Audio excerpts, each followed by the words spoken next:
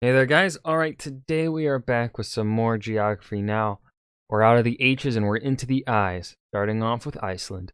Before we dive in, though, make sure you go and check out the links in the description box below. I would love it if you joined the Discord and followed me over at Twitch. Alright, Iceland. 11-minute video. Curious what he's going to talk about here, because it's so interesting, like, what he fits into these 11, like, these pretty at this point in time still short videos. I know they get longer, I think, the deeper we get in. Like, I think his last few videos have all been like 30 minutes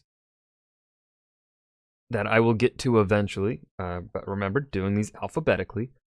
But it's like, it's so funny, like, Iceland kind of being its own, like, its own country, and really having like an Icelandic culture hasn't been is relatively new, at least in comparison to like fucking Finland, or what's another one we've done? Hungary, for example.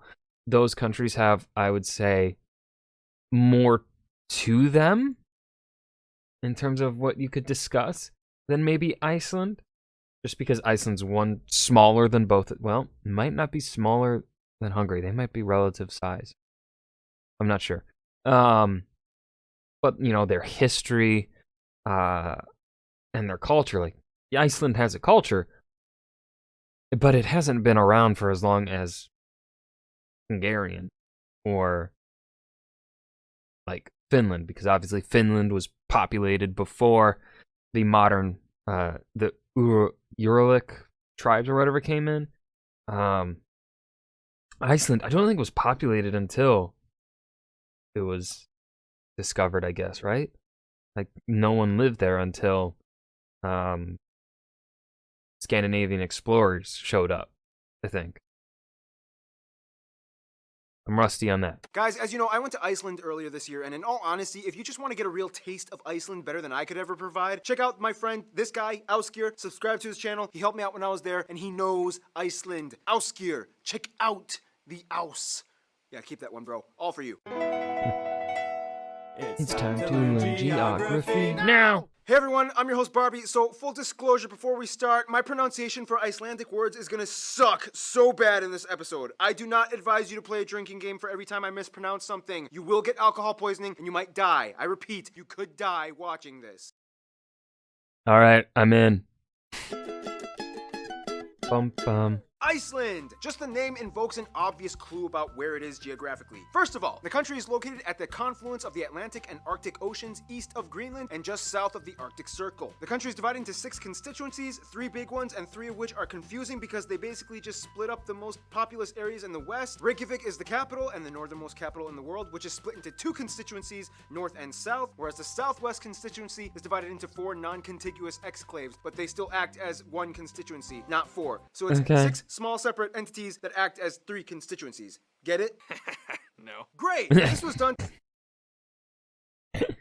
I like that guy. to help with the imbalance of the sparsely populated outer regions with voting, since about a third of the entire country is located in the Reykjavik metropolitan area. Nonetheless, most of the country still refers to areas being located in the traditional 8 region zones, which are divided like this. The country has many domestic airports, but the one large-scale international airport is Keflavik International, and the next 2 busiest ones are Reykjavik and Akureyri. Reykjavik and Akureyri are domestic airports except for seasonal service to Greenland internationally. Iceland's domain is mostly encompassed around the main island, however they do own some smaller islands and archipelagos off their coasts, the most populated ones being I wonder what living like in Reykjavik would be like, because obviously it's not a big city. I mean, I don't know what the population is. I'm fairly certain it's more populous than where I live, because I don't live in an American city. I live in a town, decent sized town. But yeah, I wonder. I don't know. I'm jealous of the European walkable cities, okay? This is so nice. Heimei, Hrisei, and Grimsey, and some in the south, like the newest island that just popped up in the 60s, Surtsey, which is off limits to anyone except permitted scientists who study it. Otherwise, Iceland may be rugged, but the islanders sure have paved a way for you to see it all. The Ring Road. This guide takes you all around the entire country, and depending on how much time you want to stop and see the sights, it could take you anywhere between 4-ish to 7 days to complete. Hey Brandon, you went on the Ring Road, right? Yeah.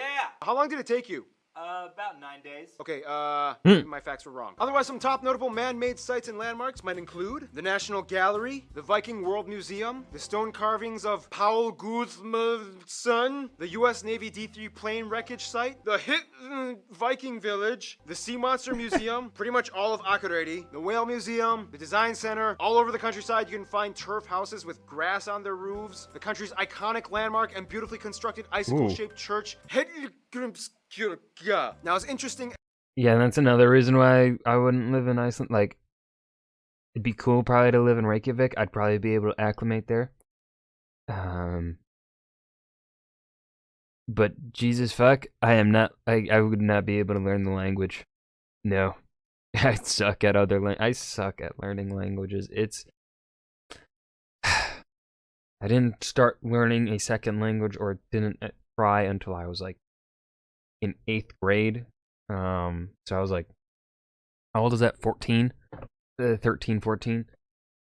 So that was when I started trying to learn a second language, French, through school. Took 4 years of it. 3 more years in high school. Don't fucking remember shit. Because you gotta, apparently, when it comes to learning languages, you gotta learn them when you're fucking young. I didn't, though. At this point, it's now like, I think, full immersion is what helps older people learn the language better. And I'd get stressed too easily. I couldn't do that. As those man-made sites and landmarks may be, they pale in comparison to what the actual land has to offer. Let's jump into the fire and ice.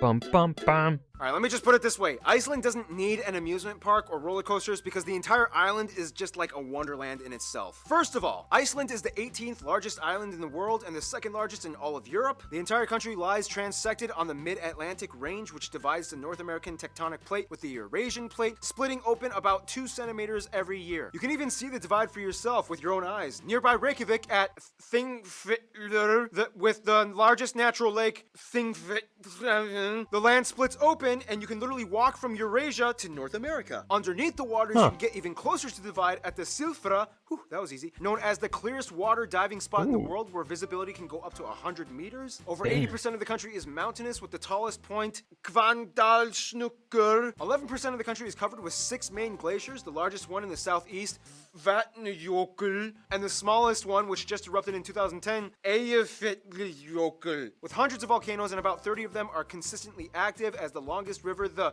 Þjórsá, meanders through the deep central Hofsjökull glacier to the ocean.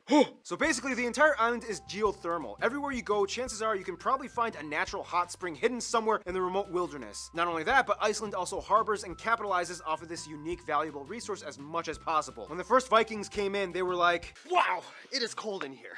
I mean, I knew Norway was chilly, but dang! is there anything here we can use to not, like, freeze to death? Yeah, they killed a lot of sheep and made more wool clothing, but then eventually they found out how to generate power with the hot springs. Geothermal energy provides about a quarter of the country's power alone, and the rest is mostly hydroelectric from dams and renewable sources. Nonetheless, only about 1% of their land is arable, mostly confined to the south peripheral lowlands where root vegetables and kale and cabbage and cauliflower are grown, alongside numerous geothermal heated greenhouses that harvest warm climate produce like tomatoes, cucumbers, and yes, even bananas, making Iceland the northernmost banana producing country in the world. Of course, the country also hosts a unique variety of Arctic wildlife like puffins, foxes, seals, narwhals, and the national animals, the griff falcon, and the famous highly accredited Icelandic horses. By the way, yes, it's true, Iceland is Fucking give me some of their hair, like shit. Fucking fabulous. the only country with no mosquitoes. However, they do have 2 species of midges. He said midget. Midges, which are similar to mosquitoes. And actually, one of the species does actually bite, so it's kind of like having mosquitoes anyway. God damn it. Iceland has biting midgets. Keith, just... Speaking of which, traditional Icelandic food is, let's just say, even my Icelandic friend said this. This is so disgusting. Listen to No. flavor. Would anyone eat this? Yeah, let's just say the Vikings had some very unorthodox tactics when it came to food preservation. Dishes like sheep's head, stockfish jerky, head cheese, sheep testicles, and the famous haukar. What is it Okay, yeah, never mind. Not moving to Iceland. Never. exactly? Well, let's just say... Hey, so I got the shark, but it's poisonous. How do I eat it? Oh, I know. Let's bury it into the ground until it smells like urine, then dry it out for a couple months, and then cut off the brown crust, and then serve it. Yeah, obviously. I knew that. There are some delicious Literally, what is the process to fucking figuring that kind of shit out? I don't get it. redeeming Icelandic foods, though. They are known for making some amazing smoked lamb served with bean Ooh. salad and grilled haddock and herring Ooh. dishes. You can literally drink almost any water from any stream, pond, or lake or river in Iceland. The whole island kind of acts like a filtration device for the glaciers. You have places like the smooth, conical Ooh. Kirkjufell Mountain. Brandon has a tattoo of that. The Skaftafell Crystal Ice Cave in Vatnajökull. The Kjolur Trail in the Highlands. Literally like every 5 kilometers you'll find a waterfall. And don't forget the geysers in the south. Pretty much all of the Westfjords region is empty and beautiful for you to explore with no tourists. The sea monster of Kvitserkur, Dragni Island, Grjótgjá Caves, Mayfell Green Volcano on black sand beaches, Krafla and Naumskarth, Drangsnes hot tubs, the largest hot spring Knukver, and the open exposed fossils of If you went against my disclaimer and played that drinking game, you should be in an ambulance by now. Speaking of drinking, Icelanders are Yeah, I'm awesome glad I people to didn't. socialize with. Let's meet them, shall we? Do. Now, if the Nordics were a family, Iceland would be like the little brother that got lost at sea from a shipwreck, got stranded on an island, and became a wild man. First of all, Iceland has a population of about 335,000 people and is the most sparsely populated country in Europe. About 92% of the country identifies as ethnically Icelandic, about 4% are Polish, and the remainder are other immigrants from all over, mostly Nordic, West Polish European, doing here? and a few Asians mixed in as well. They also use the Icelandic kroner as their currency, they use the Type C plug outlet, and they drive on the right side of the Hear that, Britain? The right side of the road because it's correct. road. Now, being Icelandic is actually Never getting very rid of the unique bit. genetically in I'm stuck contrast to to the it. rest of their Nordic cousins. Basically, way back yeehaw, the Vikings were like, hey, we're sick of Norway. Let's make a new home. Oh, but wait. We need women. But most of the Norwegian women were like, So they made a quick stop to the British Isles and kidnapped a bunch of Irish and Celtic women and brought them over. About 70% of all their women, that is. To this day, a typical Icelander actually has a portion of Irish or Celtic roots in their blood. Now, obviously, if you are one of the few lucky people that hasn't ended up in an ambulance yet, you'll have noticed that the Icelandic language is incredibly unique, often touted as one of the hardest languages in the world to learn. I mean, half the time the letters make no sense. F can make a V or a P sound, sometimes P and a T make a F sound, sometimes the G makes a W sound. These two letters both make a Th sound, and sometimes when there's two L's, it makes like a sound. Most Nordic peoples have a hard time cracking the Icelandic code, except for the Faroese people on the Faroe Because it is the, I believe, if I am remembering correctly, Icelandic is the language closest to to Old Norse, I believe. I think that's what it is. Islands. They seem to have a similar sense of pronunciation and grammar as the Icelanders. Icelandic and Faroese are the closest languages to Ancient Norse out of all the Nordic languages. If you give them a script written in Ancient Norse, chances are they could Oh, he's fucking saying it anyway.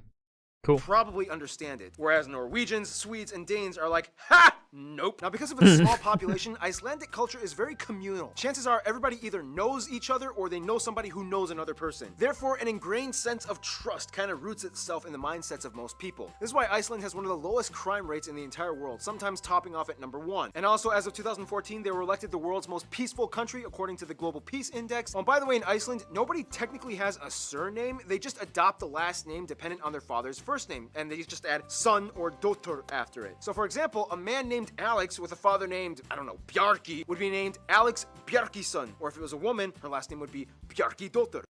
So they still do that practice, huh? That's interesting. I think they're They've got to be like the only country that still does that. Sorry, Bjarki, you just popped in my head. You rock, man! Hope you're doing well. Icelanders are thrill seekers. They live in an extreme landscape, so they make the best of it, and they will ski, paraglide, rappel, skate, dive, jump, and experience anything that gives them adrenaline. Some of the top notable Icelandic people might include founders of Iceland, Ingolfur Arnarsson and his wife Hedvig and brother Kjorleif, Leif Erikson, the first president Svein Björnsson, musicians Sigur Rós of Monsters and Men, Emiliana Torini, Mum, Gus Gus, of course the most famous resident Björk, Oscar-nominated director Friedrich Thor Friedrichsen, Hutthor Laxness, handball superstar Olafur Stefansson, Magnus Örnskjöld, Fionn Paul, and of course everyone's favorite strongman Hapthor or Thor the Mountain. Well, there's been some... What did he do a few years ago when this video was getting made? Julius Björnsson. Now, as small as Iceland is, they've made a huge impact in the world's media outlets. Somewhere in the late 90s and early 2000s, word spread fast, and to this day, tourism is almost getting out of hand as they get over 3 times their own population in tourism every year. Damn. Hotels need to be built, staff need to be hired, and diplomacy is key in operating the whole deal. Which brings us to... Bum, bum, bum. Now, Iceland has a problem. A good problem. Too many people like him now, and it's all happening too fast. First of all, Iceland has always had good ties to the USA and Canada. The US was the first to recognize Iceland as a state after independence, and both countries not only give some of the biggest business, but also house the largest communities of Icelanders outside of Iceland. Finland is like the mysterious, cool new rebel friend that they just made. They enjoy both being outsiders because although they are both Nordic, they are not considered Scandinavian. When it comes to humor, they totally get each other and click instantly with dry, semi-dark undertone jokes. Sweden is like the older brother that they love but is too busy working on his flowcharts to hang out with. Denmark is close, although Danes practically have no idea what skiing is considering their flat landscape. Most Icelanders learn Danish in school first before they learn English, even though they think it's pretty useless. When it comes to their best friends, most Icelanders I've talked to have said Norway and the Faroe Islands. As mentioned before, Icelanders have historical roots to Norway, and the two have had very close relations, especially since they both can relate to being subjugated under the Danes at one point in time. The Faroe Islands are like their weird cousins that totally get them and love to hang out with. It's a magical moment when an Icelander meets a Faroese person. In conclusion, Iceland is a land where cold meets hot, old meets new, small yet big, horrible fermented shark meets your dinner plate. I hope you're still alive, and if you are, stay tuned because the big guy, India, is coming up next. That's got to be a long video. The one on India? I didn't check. But that was Geography Now Iceland. This was a pretty good video. I mean, it kind of helps, of course, because obviously the Nordic countries, the Germanic countries, are going to be the countries I can maybe speak a bit more or be more naturally interested in because that's my ancestry. But not Icelandic, just, connected via that Nordic race. But yeah, I hope you guys enjoyed. Remember to hit that like button and subscribe for more, and I will see you guys in the next video. Peace.